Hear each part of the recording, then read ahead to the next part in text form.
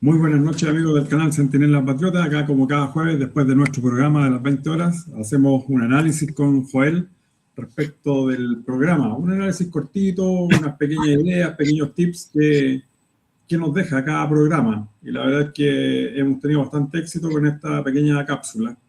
Y un poco, Joel, lo que estábamos hablando hoy día, el tema de las privatizaciones, y sobre todo las privatizaciones de la empresa del Estado, y específicamente, y que ha sido tema de semanas, la privatización de Codelco y privatización de TVN. Eso la verdad es que nos involucra a todos los chilenos y todos debemos tener una opinión. Pero aquí tenemos opiniones encontradas, porque mucha gente dice hay que privatizar Codelco, otras dicen no hay que privatizar Codelco, otras dicen en parte hay que privatizar Codelco. Y lo mismo del canal estatal de TVN, que tiene grandes sumas de dinero en cuanto a sueldos y a figuras televisivas que ganan millones y millones de pesos, y la verdad es que no es mucho lo que genera o lo que aporta.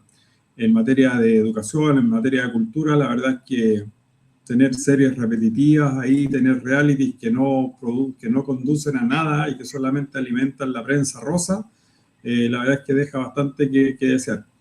Y bueno, hoy día teníamos invitado a Juan Ortiz de Paz para Chile Fundación, amigo de este canal, y con el cual también Joel y yo mantenemos una cercanía, ¿no es cierto?, al respecto. Ricardo Pereira, que pasó a ser invitado en algunos programas, pasó a ser ya parte íntegra de la familia del Centinela Patriota y hoy en día ya es panelista estable del programa, y ya para la próxima semana también lo tenemos.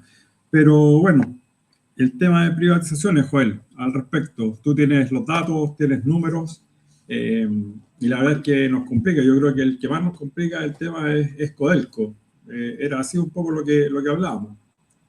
Sí, sí, bueno, bien enriquecedor en el sentido que, por ejemplo, Juan tiene la posición de no privatizar, por ejemplo. Yo expliqué la mía, yo estoy por una solución que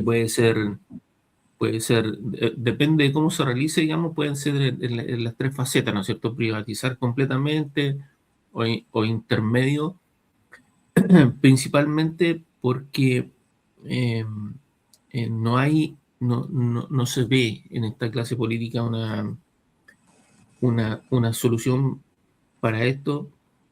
Manifesté también que era muy difícil de entender o de defender las cifras de Codelco durante, no sé, por lo menos los últimos 12 años, y probablemente puede ser un poco más. Ahí Ricardo Pereira hizo una acotación y claro, él veía un tiempo más largo en que esto se había estado llevando a cabo con malas gestiones consecutivas de Codelco, más allá de los 15, 20 años aproximadamente.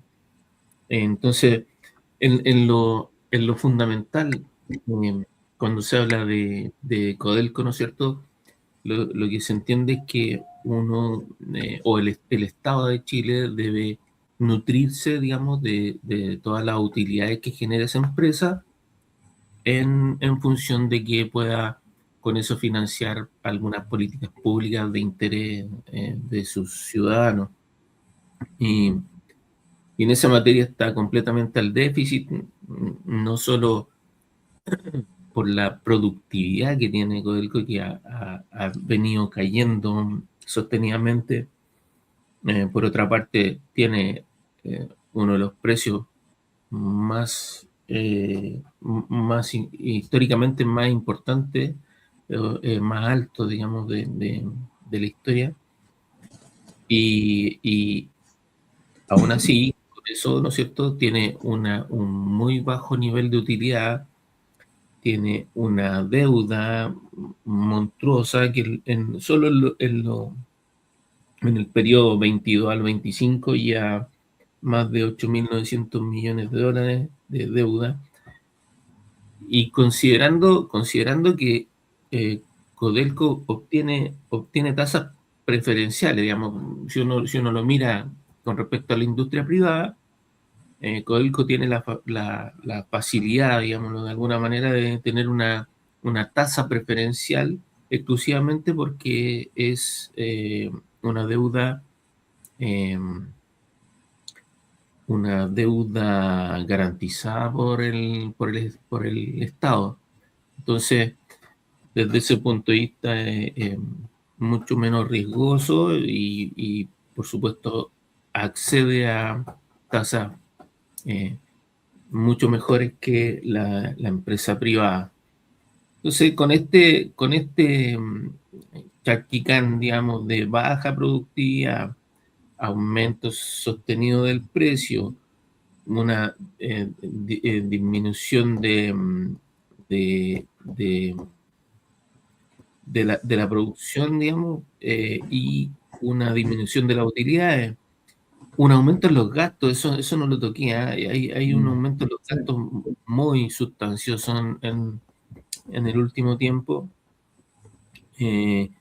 y con un vicio brutal de corrupción, de corrupción respecto a este último periodo, digamos, de estas gerencias que no se sabe bien si motivados por su propia ambición de generar estos bonos por productividad, simplemente falseó las cifras de productividad.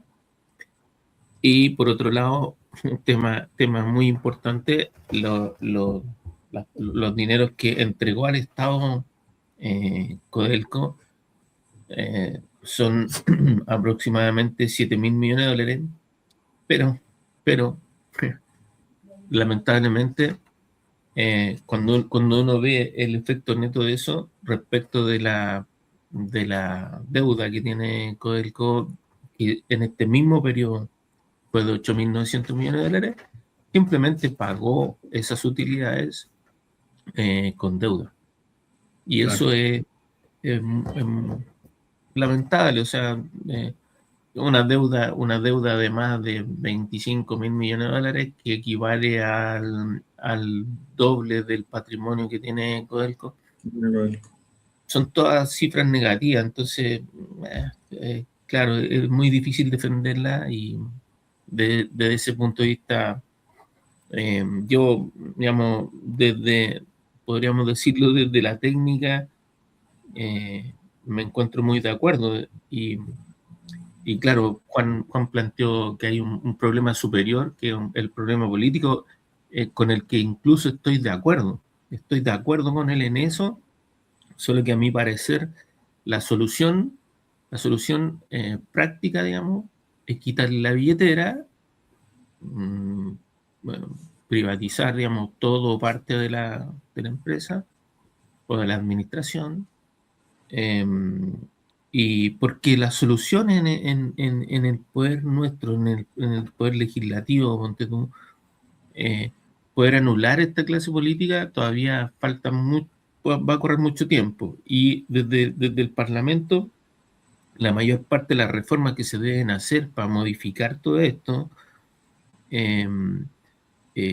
como siempre, los tiempos del Parlamento son muy superiores a los que se toma una empresa privada en hacer las modificaciones para corregir sus cosas, porque el leitmotiv de una empresa privada es generar utilidades, mientras que en este caso,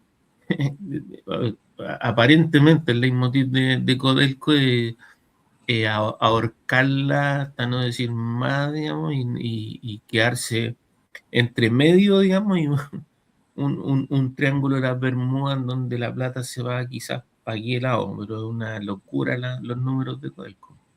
Claro. Sí, es bastante interesante lo que tú decías, y parte de eso, revisábamos también los sueldos, que lo plantearon en algún minuto, de los bonos millonarios que se pagaban y de los sueldos millonarios que se pagaban, y estábamos hablando de cifras exorbitantes. Yo lo busqué mientras estábamos en el programa, y los sueldos iban, quiero entender que son anuales, de los 124 millones a los 701 millones, y claro, y es increíble. Entonces eso es anual. Y si tú divides los 700 millones por 12 meses, te da una cifra como de 57 millones, 58 millones y fracción. Y eso es mucha plata mensual, o sea, ¿por qué no puedes ganar? Gana la mitad, gana una cuarta parte de eso, y vive. Entonces, le están sacando leche a la teta, pero de forma increíble. Y aparte de eso, súmale aparte del sueldo, porque esa es liquidación bruta. Aparte de eso, sácale los bonos que les pagan por gestión, negociaciones por término de conflicto de los sindicatos, ¿no es cierto? Que la otra vez estaban pagando un bono de término de conflicto algo de 15 millones o 32 millones de pesos. Un bono de término de conflicto, y los sindicatos decían que era una cantidad miserable, que no se vivía con esa plata, y yo decía, what? 32 millones de pesos. Está la distorsión. Sí, la distorsión, digamos, que hay sobre la completa...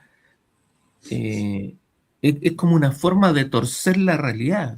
Teóricamente, ¿no es cierto? Codelco tiene ese objetivo de que genere, digamos, una suerte de financiamiento de algunas políticas públicas del Estado. Y bueno, en alguna medida, ¿no es cierto? Generar como estas burbujas de trabajadores que ganan una locura, o este premio porque terminen la huelga, termina incentivando la huelga, ¿no? Porque le pagan por terminar la huelga, pero digamos, ese conflicto es una cuestión que puede incentivar más el bono por término de conflicto que en la huelga misma. Exactamente. Entonces ahí hay una cuestiones que modifican de tal manera la realidad. Yo hacía la pregunta en el programa: ¿sabe usted cuánto dinero le llegó a usted, digamos, ciudadano chileno? ¿Cuánto le llegó por Codelco, que teóricamente ha sido marketeado como el sueldo de Chile permanentemente? Bueno, en este momento está dejando de percibir cualquier número porque le está sumando una deuda que van a tener que pagar o sus hijos o sus nietos. Son 25 mil millones de dólares. Es mucho dinero, y a ese ritmo, como digo, Codelco no va a generar ningún aporte al Estado, ¿no? Y como lo veíamos hace muchos programas atrás, y tú mostraste una gráfica muy, muy decidora en realidad, para el año 2028, 2030 se nos avecina pagos de deuda, pagos de bonos, pagos de cupones, ¿no es cierto?, de bonos que el Estado de Chile emitió, no en este gobierno, sino que en el gobierno anterior se encalilló, y lamentablemente este gobierno a la entrada se tuvo que meter en 6.200 millones de dólares, un crédito, un bono a corto plazo, y la verdad es que es re complicado. Entonces, para el año 2030 veíamos la gráfica y los números no estaban dando. O sea, Chile se va a ocupar su línea de crédito internacional, la va a ocupar por montones, acaso no se la termina comiendo entera. Y para el año 2030 y 2032 también había otra baja que era increíble. Entonces, si no se toman las medidas correctivas ahora, si no se comienza a economizar, si no se empieza a recortar los gastos en este minuto, la verdad es que Chile va a enfrentar una crisis grande de aquí al año 2030, 2032. Va a ser complicado, y el año 2028 vamos a empezar a notar los efectos, según lo que habíamos hablado ahí con algunos economistas que hemos tenido de invitados, ¿no es cierto?, algunos analistas en inversiones y cosas así. Se ve complicado el panorama. Y por último, para hacerlo más extensivo, también hablábamos del tema de la privatización de TVN. Es un canal, la verdad es que es un canal del gobierno de turno, ¿no es cierto?, que ha sido más el canal ha servido más como un operador político, más que un canal que sirva para entretener, para traer educación, para traer cultura a la ciudadanía, sino que se ha convertido en un canal de prensa rosa, ¿no es cierto?, donde vemos rostros dinosaurios ya en el canal, y la verdad es que la temática es la misma de siempre, lo mismo de siempre. Pero lamentablemente es un medio de publicidad, un medio de comunicación del gobierno de turno. Entonces pasan cambiando de línea constantemente. Y para qué hablar de los sueldos millonarios que tienen las figuras televisivas. O sea, ni qué mencionarla. Por eso estoy completamente de acuerdo. O sea, pienso que hay razones técnicas, creo yo, que por obsolescencia TVN, digamos, en algún momento va a dejar naturalmente de tener, ya no tiene ninguna relevancia, no es capaz de autofinanciarse con la publicidad que se genera, porque bien lo dijo Ricardo Pereira, de que ahora la publicidad se está migrando hacia las plataformas de como esta, como, qué sé yo, Instagram, etcétera. Y bueno, eso difícilmente va a cambiar. Los niños más jóvenes no ven televisión, eh, y los más adultos ya también están dejando a quizá algún programa de cable, no sé, pero en general no, TVN no lidera ningún ranking de nada. Claro. Y en ese sentido, al no poder autofinanciarte, bueno, está en una encrucijada, o sea, o se achica el mínimo, mínimo, o se vende la señal, no sé, me imagino que pueden haber algunos gente interesada en comprar la concesión de eso o algo por el estilo, pero yo no veo ninguna beneficio, digamos, para el ciudadano común en tener un canal como TVN y que no está, no es que no esté rentando, no se financia simplemente y cada cierto tiempo como echar billetes a una fogata, ¿no es cierto? Y botarlo a la basura, o sea, no, eso no va a cambiar, no se ve por dónde cambia, digamos. Un saquito sin fondo, un saquito Exacto, sin fondo. exacto, sí.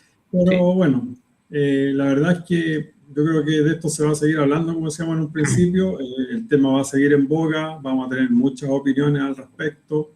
No me extrañaría que el día de mañana hubiese alguna votación en el Congreso respecto al tema que estamos conversando. Y la verdad es que hay muchas opiniones. El chat hoy día estuvo bien movido en realidad, hubo bastante opinión al respecto. Y la verdad es que todos concuerdan en lo mismo. O sea, lamentablemente las empresas del Estado se han transformado en operadores políticas y en cajas para el bolsillo de algunos políticos. Y obviamente al haber concesiones o al haber privatizaciones, muchos de esos políticos van a querer meter ahí su dedito, ¿no es cierto? Y poder participar a través de palos blancos, familiares o lo que sea, con tal de tener alguna utilidad respecto del negocio o de la empresa del Estado que se quiera privatizar.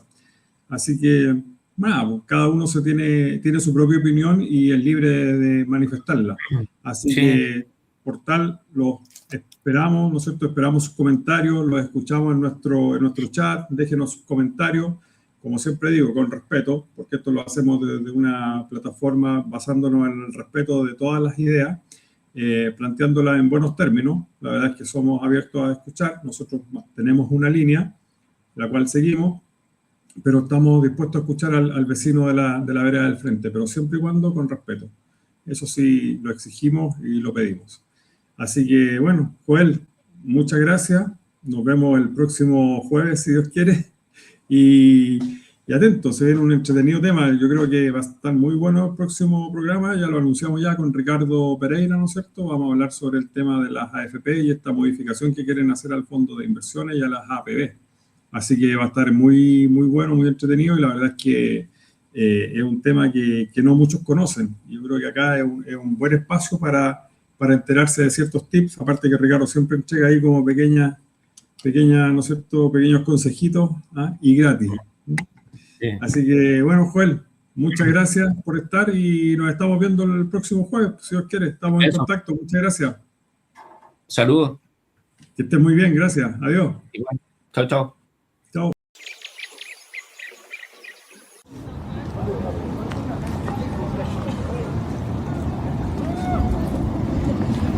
June.